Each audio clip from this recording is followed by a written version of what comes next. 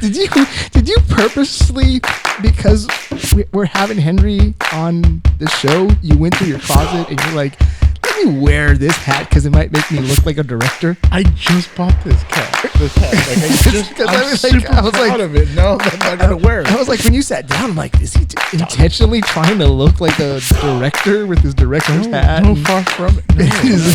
His glasses. Hey, I wear my glasses. That's signature, bro. That's signature. Hello, listeners. This is F. Molina, and I got Chris Rodriguez with me today. How you doing, Chris? Doing good, man. How about yourself? How you doing? Oh, dude. Today, we're going to be talking about Cinesol Film Festival. The film festival. The 29th annual Cinesol Film Festival. And to talk about it, we have Henry Serrato, right? Right. It shocks me that this is the 29th film festival. Right. The 29th annual, for sure. I mean, 29 is a long time. Right. I think we're the longest in the valley for sure, and we're one of the oldest in Texas. I don't know how old South by Southwest is, but we're up there. We're up there in age for sure. Can you tell us a little bit of the history behind the Cinesol Film Festival? Yeah, Cinesol started like in 1993 by two ladies, Nancy Russell and Lupita Gutierrez Garza, out of Harlingen, and this was 93. This is pre-internet, so they decided that the valley was lacking culture and movies, so it was actually the Cinesol Latino Film Festival back then. Oh, wow. So they started the film festival at the island, the convention center at the island, when it was brand new. And so it was more difficult for them because they had to track down movies, and they had a humongous, outrageous, expensive phone bill. Because again, when you call long distance, it added up pre-landline, around the landline ages. And they had to bring in the reels and the big 16 millimeter, 35 millimeter, and the projector. So it was kind of pricey. A lot has changed for sure, and we'll get to that. But they started as a film festival, Latino, and we've progressed. So 29 years later, it's changed a couple of board members and festival directors. And the internet and technology has made movie making a little bit more accessible, but we're still continuing the dream of Lupita and Yolanda of bringing independent movie, independent culture. So these are independent movies. A film festival is a kind of like a music festival. There's different genres of music. We're a film festival where we show different movies, not rated. They're amateur. They're independent. See, some of these are going to hopefully be bigger filmmakers, or maybe they're going to be on streaming devices. We have workshops. We have celebrities. It's a meet and greet, networking mixer. I mean, it's all in one. Lupita and Linda, do they still show up? They don't. Ef'n eventually married one of the filmmakers that they would bring down here from Austin. Hector Galan is kind of a big filmmaker out of Austin, and he would come down quite a bit, and they eventually married, and so she moved to Austin with him because he's a filmmaker. It makes sense to live in Austin, right? Mm-hmm. Yeah. And Lupita, she's kind of new blood. So new blood has taken over the board, and like myself, and so she still visits every now and then, but she keeps tabs on us. And she's I recently saw her this year, and she said that she's proud that I'm still keeping the dream alive, and I'm doing innovative things, and Facebook and social media, just trying to keep people engaged. And she's happy that it's still going on. Well, Chris, awesome. if you can get out a pen and paper so we could write a script where the lady starts a film festival and then falls madly in love with somebody. Right? That's really good. That's really good. That sounds like a good movie, especially Lifetime. 100% Lifetime. So can you tell us a little bit about what's happening in this upcoming 29th Film Festival that's happening December 3rd and 4th, right? Cinesol has been in McAllen, has been in Brownsville, has been in Harlingen, has been in Edinburgh, and this is our first year that we're going to be in Mission. And so this year on December 3rd and 4th, we're going to be at the Mission Seed Building. 2 days, Saturday and Sunday, we're showing 42 movies. That's awesome. In 2 days. That is awesome. 42 movies, one film from Malaysia, one from the Netherlands, 4 from Spain. And out of the 42, we have 11 films that have valley ties. So some movies are 100% shot in the Valley with cast and crew. But there are some movies, for example, that are shots in New York, but one of the actors is from the Valley. So we kind of, it's a Valley tie, you know? So, so he's from the Valley. So I'm sure he's going to come down here and he's going to be happy that everyone can see him on the big screen. But so 42 movies. We have 3 different rooms, workshops, documentaries, meet and greet, pictures, autographs, you name it. Is there going to be popcorn? There's going to be beer. Beer. Oh, even better. Yeah. 5x5 is one of our sponsors. So 5x5 Brewery, So they gave us some free beer that we're going to give to some of our attendees. Hey, man, that's pretty cool. That's some good stuff. Yeah. Who are the headliner guests? We have a really good lineup this year. One of our bigger celebrities is Victor Rivers. He is Magic Mike from Blood In and Blood Out. He's the guy that had the shades and the goatees. Like, where's my chop? Where's my chop? You know exactly what I'm talking about? Exactly what you're talking about. So we're bringing him down. That's He's going to do a awesome. meet and greet. He's going to do pictures and autographs. He's going to have Blood In and Blood Out merch and photos. But he also wrote a book. So he's going to do a 1-hour workshop. So a lot of people tend to ask him more about the movie and behind the scenes for sure. And he's going to talk about the movie, but he's also going to talk about the book because I think he's a child abuse or domestic abuse survivor. So he wrote a book on his upbringing and how he became a Hollywood actor. And RJ Mitty, he's going to be there too, right? RJ Mitty, you know him as Walter White Jr. From Breaking Bad. Yeah. So we had him as our guest back in 2019 pre-COVID. He's got Valley roots. He actually grew up in Brownsville. He spent his summers in Brownsville because his grandfather lived there. So there is a Mitty cultural district in Brownsville, which includes the zoo and the museum. So there's a Mitty Cultural District named after RJ's grandfather. So he lives in Brownsville now, from what I hear. And so we reached out to him, say, hey, do you mind coming back to our festival? And he said, yeah. So he's going to do pictures and autographs. And then he's going to also do a workshop talking about movie making. Out of 29 years, I was a volunteer since year 2. Oh, wow. I've been involved with the festival since year 2. So 28 of its 29 years, it's my longest relationship.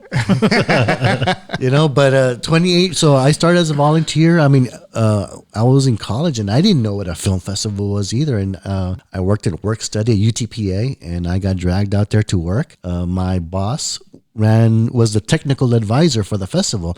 So my job back then was to push play on the 3/4-inch decks and the VHS decks and fix the tracking. That was my job. And then they would set me up with a hotel, like, wow, I'm a college, I got a hotel room. Cool, yeah. And so I would volunteer I fell in love with the film festival atmosphere. And in 2005, I did a college movie. It's called Search for the Chupacabra. And we got to see that movie. Anything with Chupacabra in the title, me and Chris watch it. That's good stuff. Yeah. So I have it on DVD. Even better. That means movie night. Right.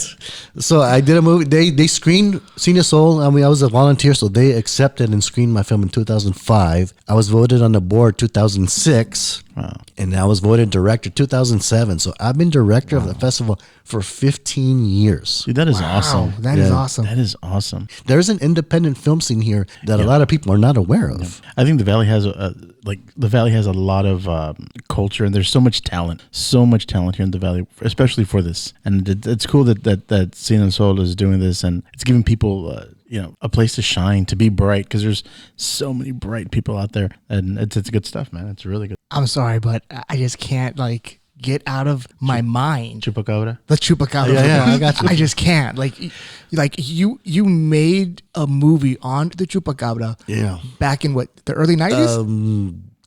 2004. Okay, 2004. Yeah. But even then, I mean, people were still running Windows 95, 99, on their computers. So, Yes. so there's no major CGI stuff that you can do at your home. And it's actually a mockumentary. So it's half documentary and half fake. So I have scripted scenes because my mock host is trying to find the chupacabra. So he encounters La Llorona and duendes and aliens. Doesn't find the chupacabra. But I have real Channel 5 footage. Back in the 90s, if you remember the 90s, it was a chupacabra craze down here. Remember the Big Bird? Remember the Big Bird also? Yep. So I interviewed someone from the Gladys Porter Zoo. I interviewed someone from the Cameron County Health Department. And I have Channel 5 footage when they talked to someone where their chickens were supposedly attacked by the chupacabra. So it's a mix. And can people find this great video on YouTube, or is it in your vault? It is in my vault. I've been wanting to put it on YouTube. However, you can rent it at the McAllen Lark Library. The other guest speaker that you're going to have is, what is it? I want to say it, but I can't. Say it. Orale, Charlie Clark. Charlie Clark. Charlie Clark, right? Because he came out with a movie called The Green Ghost and The Masters of the Stone. Now that movie was like a long-term movie that he self-financed. Yeah, he wrote it. He self-financed, and he's been working on that movie in post-production a good 10 years, man, because he was trying to perfect it, because he was an amateur filmmaker, so his script wasn't that great and the effects wasn't that great. However, the years that he invested in post, it's an amazing movie. It's way better than you think it's gonna be. And since he worked on it for so long, one of the guys who did fight choreography on his movie did the fight choreography on Marvel's Shang-Chi movie. Oh, wow. Oh, wow. Yes. Wow. So he worked on this film way before he worked on Shang-Chi, because that's how long it's been in production. That's crazy. Well, I've actually seen The Green Ghost. And what did you think? I thought it was pretty good. Right? Now what really freaked me out though were the CGI effects. They were like top notch, like something you typically wouldn't see in an independent movie. You're like, whoa, this is almost like a big Disney Marvel movie. Oh. He sent it off to South America. He had the post production done in South America somewhere, I believe. So I don't know if he has a studio, but he outsourced a lot of his stuff. Yeah. And you're right. We're having him as a guest. He was a guest at the South Texas Comic Con, and I reached out to him, and he was more than willing to be a guest at our film festival. So I'm kind of excited about that. He's a local celebrity, Yeah. Car dealership / filmmaker. One of the other movies that I saw previewed on the Cinesol webpage is a movie called Ricochet. Right. And Ricochet tells I guess it's a documentary regarding the lady that was shot on a pier in San Francisco. And then Donald Trump and the Republican Party used it as a basis to say, like, build a wall. I thought that one was pretty cool. Yeah, back in 2015, 2016, when Trump was barely running for office, this event went viral. There was an immigrant or migrant, resident, however you want to call him. He shot a white lady and she died. And so it brought the spotlight to San Francisco because it was a sanctuary city. So Trump mentioned that in one of his campaign speeches, and the world focused on that event. Mm-hmm. And so this documentary follows this court case, and it was there since the beginning. And it just so happens that one of the lead lawyers defending this gentleman is from McAllen. Matt Gonzalez is from McAllen. I mean, it looks like an awesome story. Yeah, it's very well made. I could potentially see this streaming like on Netflix or Amazon. Mm-hmm. It's got that potential for sure. And so that's what most independent films go through in the process. They normally travel the film festival circuit. So 1 or 2 years, it travels a film festival circuit. And if they have good luck, it gets picked up by Walmart or Amazon or even Vudu or something like that. A lot of those lower end streaming services, but that's the goal, right? So that's kind of what these film festivals' main purpose is, to try to get, I guess, more eyes on the who's who within the industry to try to get your film picked up. Exactly. That's how Robert Rodriguez started with El Mariachi. That's how Quentin started with Reservoir Dogs, and that's how some people eventually get picked up and noticed by the big time filmmakers. 2019, we showed a movie called Tejano, and it was directed by David Blue Garcia. He's a Harlingen native. He lives in Austin. He works in a production company. He wrote and shot a movie in Harlingen, and eventually got streamed on HBO Latino. And it was a very well-made movie. It won Best Feature at our film festival. But 4 years later, David Blue Garcia directed Netflix's Texas Chainsaw Massacre. You just blew my mind, Henry, because like you were talking about the film festival, and I pictured all these good, happy people, rainbows and horseshoes. Right. And then it's not really a festival. It's like a kumite. It's like the MMA of films. People are like fighting with each other to be that one film that everyone's talking about. Well, I see film festival as two sides. One, it's for the film lover. If you just like watching good films, there's a lot of amazing films from all over the world. These are films that you're not going to see in Cinemark or AMC. And some of these are shorts. I mean, a 3-minute documentary and a 4-minute animation. You're not going to see that in the main theater. So if you just watch amazing films, independent movies, films from all over the world, go to a film festival. On the other side of that, if you are a filmmaker, whether you're in front of the camera, behind the camera, actor, director, makeup, set design, this is a good networking opportunity. So you are going to be in an environment where there's a lot of like-minded individuals, peers that want to make a movie too. And we've seen a lot of people go to a film festival and they just strike up a conversation. Next thing you know, like they're exchanging numbers and they're ready to work on their next movie together. I mean, that's how it all starts. Or finding love. Right. Absolutely. Right. But and bringing back to your question, not that they're fighting for for that one film to be talked about, but they just want people to watch their film and they want to sit in the audience and watch it on a big screen, so that way they can hear everyone react to the film, whether it's gasp or laughing or clapping. I mean, it's a different experience seeing it on the big screen with everybody else. Yeah. Right? Oh, you're around your friends and family. Right. You don't want the yes people. Your family and friends are already going to say, oh, it's great. It's a great film, mijo. Good job. No, you want to see with people you don't know and they don't know you're the director, and they're like going to say, like, wow, that was a great film, sir. They'll come up to you later on and say, that was great. And just so, I mean, some people it's the Valley and they're kind of shy. People, like in general, like my first impression of a film festival was, it's only for the industry insiders. It's only if you submit a film, but it's not. It's not. It's for the public, right? Right. Like I said, if you like watching good films that would normally not be screened at Cinemark, they're amazing films. And sometimes we show these great films from Japan and Mexico and Canada, and I wish more people would go because they will fall in love with this movie and they will fall in love with the film festival experience. So we just want to get the word out there that it's not just for filmmakers in the industry. It's for people that love great movies. So if you have that one friend who's like, I like watching independent films, right. and then you ask them, what was the last film festival you've been to, and they say, I've never been to one. It's like they're like, I have E.T. on the Criterion Collection. well, yeah, but I haven't been to a film festival. Yeah, so the film festival, if you're into independent movies, that's the place to be, and that's probably where you're going to see Chris at because he's into independent movies. Actually, yes. Yeah. So before we take off, one big question is: can you just walk in there and pay, or is it only online purchases for the tickets? You can both. You can pre-purchase, or you can purchase there on site At the door. Okay, that's important because you know They're not going to Taylor Swift you. Right.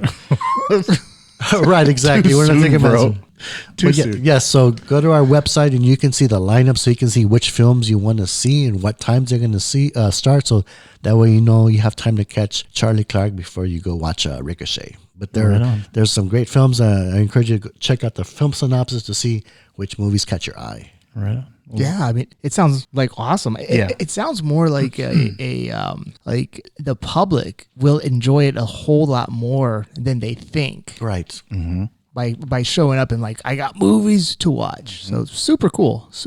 And I hope that the cities and local governments and local like companies can do more in sponsoring and helping out. And it's cheaper than a Cinemark movie, $5. Yeah, true. Very, very true.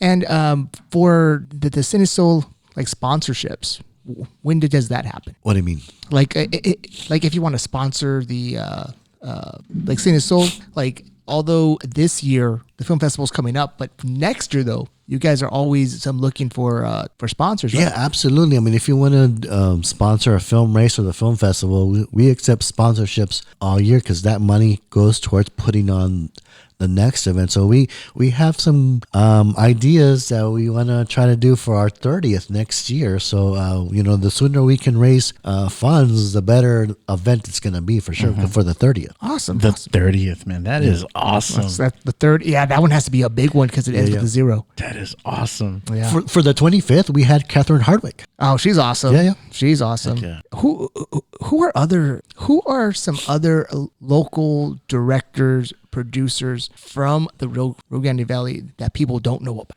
We have a link on our website, Rio Grande Valley people in Hollywood. So there's a lot of people that, again, people are not aware of. I mean, there's David Barrera, Dave Silva, Raul Castillo, Catherine Hardwick, Thomas Hayden Church, RJ Mitty, kind of, sort of, David Blue Garcia, Cristela Alonso. Oh, man, there's a lot. Just there's people that have just been in one movie and just never continued after that. And some, they're still paying their dues. Raul Castillo is a guy from McAllen that he's paying his dues because we screened some of his shorts 5, 6, 7 years ago, and now he's in a movie with Zack Snyder, and he was in HBO Looking, and he's up and coming. He's in a movie currently in the theaters right now called The Inspection. Wow. So there's a lot of Valley people, and I feel bad that I'm not doing everyone justice that I think they deserve to be recognized. But I mean, there's a lot of people that